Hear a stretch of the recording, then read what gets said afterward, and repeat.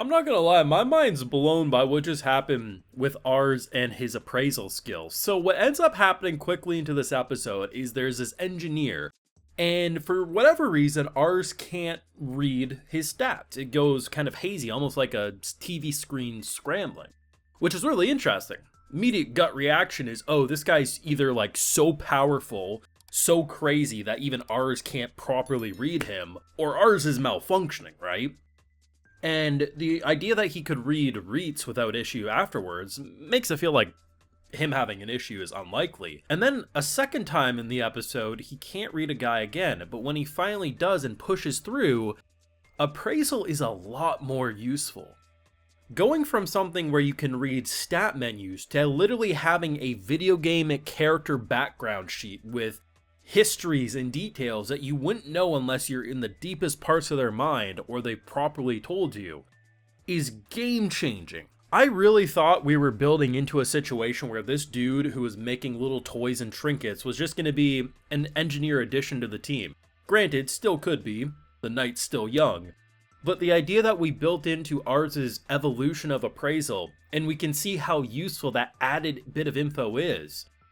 Negotiation is going to be so much different now that Ars can go beyond surface level analysis. Now, I do have full live reactions to all this wonderful Aristocrat over on my Patreon if you want to see my full good thoughts over there exclusively. So, what I've constantly said throughout all my videos on this show is that the best part of this show is it's not the Ars show. This isn't an isekai where it's built around the MC solving everything himself.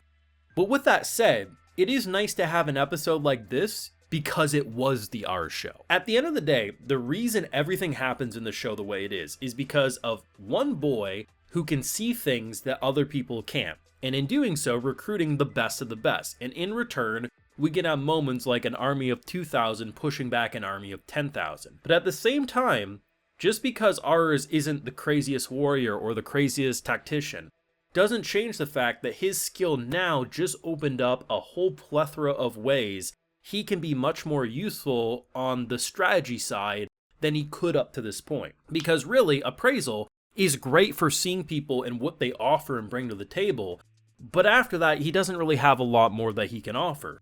But with now being able to push through and see way more detail, this opens up a whole lot more, whether negotiations go bad or not. Like, essentially what Ars ended up doing was blackmailing at face value, being like, hey, how's the wife and kid? Information no one should know about unless you're close to this man. Now, of course, we see how it goes, and we end up in a situation where we could end up with a very nice ally and someone I want to see more of. But imagine going up against someone who's true abomination and evil and having information that could truly turn the tides of war through an appraisal.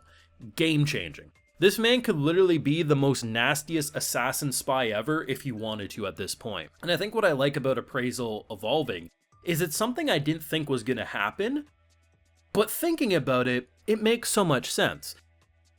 There doesn't need to be literally any explanation in anime to explain what just happened because I think it just naturally makes sense. Ars has been using appraisals since basically the show started. Random common folk, amazing talent.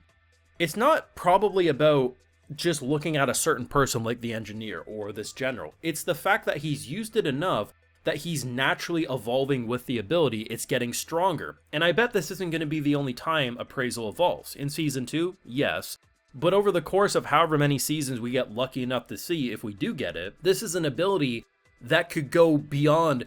I wouldn't be shocked if this could go beyond just what he knows, but where the character could go in the future, like events that have yet to happen. Might sound crazy, but it's a possibility. Using an ability over time and years, getting better and better with it, like a sword skill, he's just naturally going to get more talented with it. And I think it makes sense too, why he struggled at first. So appraisal, whatever decided, if it's just been long enough, he's used it enough, the idea that he tried to use it on a new person and just didn't work, the idea that initially he just kind of like went back. But we saw, I bet if he would have stayed in the market and really pushed through in that moment, he would have been able to read that engineer's stats right there. But because it was basically a migraine, he kind of pushed back like, I don't know what happened. Maybe this guy's just different. Because as we saw with the general, once he got kind of screwed over with that, he's like, wait a second, and he pushed through and we see what happened. It's just a perfect reveal. Like, this show is so freaking awesome. Like, I love it. And I just really hope we're going to get a season 3 and hopefully a season 4. Because there's a lot to offer. And I think with this reveal, I don't think there was any issue with ours and how he operated. But seeing with what he can do now in terms of reading people's memories and stuff and background detail, he offers a lot more at face value than just the guy who brings everyone together and they want to fight for. He actually offers so much more because of this. I'm not sure if the engineer will be someone we still recruit or not, but the dude made one hell of a children's toy. I hope so. I think an engineer would be interesting to add to the group. But I think what I like about this is how ours in this army, it's not just going after the big boss right away, it's tackling little pieces by little. It kind of reminds me in a weird way of in the early stages of Game of Thrones when Robb Stark was kind of like slowly building allies and pushing back the Lannisters. It's kind of very similar to that, just hopefully has a more positive outcome than that poor bastard. The idea that this man has a wife, pregnant, being held hostage, pretty much is like, if I can at least kill a general, someone high-ranking, even though I'm gonna die here, that should spare my wife. But then you have it on the father's side of him just wanting to hold his kid. And here's this boy offering a chance to save his wife. What does he have to lose, right? Like, what does he have to lose? And it's just, I hope this man makes it. I see potential. I like the idea that his army is very clearly, they have morals. They're trying to fight for their lord right here, right? Being like they understand the situation and how grave it is. But this was a great episode. I would argue this is the second best episode of season 2. The first, obviously, the 2,000 versus 10,000 fight, what they did with that was just mind-blowing. But this was a close second mind-blowing reveal because at no point have I seen anyone say, oh, I'm suspecting his appraisal skill will evolve in time. It makes sense in hindsight, but I saw no one theorycraft that, and I didn't either. I just was like, oh, that's his ability, it makes sense. And seeing what it can do now opens up so much, because earlier in the season, the idea of negotiation was so important with his wife. Now we see that ours is going to be able to do that himself. Ours has so much potential as an Isekai MC, and in ways might have some of the most unlimited potential in recent memory.